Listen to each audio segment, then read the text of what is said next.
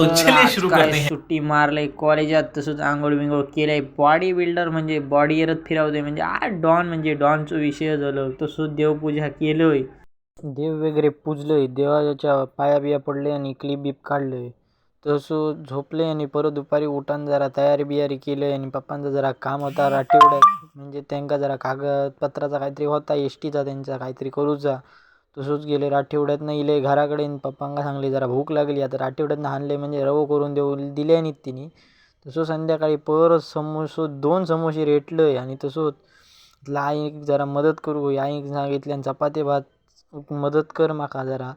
म्हणजे काय माझ्यातलो सस्तो शेप जागो झालो आणि मस्तपैकी चपाती बिपाती भाजलंय आणि चपाती आणि उसळ, 4 चपाती आणि उसळ रेटले आणि तसंच रात्री जरा मित्रांनी फोन केले. माझा काम होता तसंच गेलो बाजारातनं मन बदललं आणि म्हटलं जाऊया आज काही चायनीज खाऊ जाऊया. तसंच पोचलो डायरेक्ट हॉटेल राजेशाहीत पोचलो आणि जरा चायनीज खाऊची ऑर्डर दिलो. ह्यो कधी एकदाचा येता आणि कधी एकदाचा दाबतोय, खाऊन असा पोटात रेटतोय.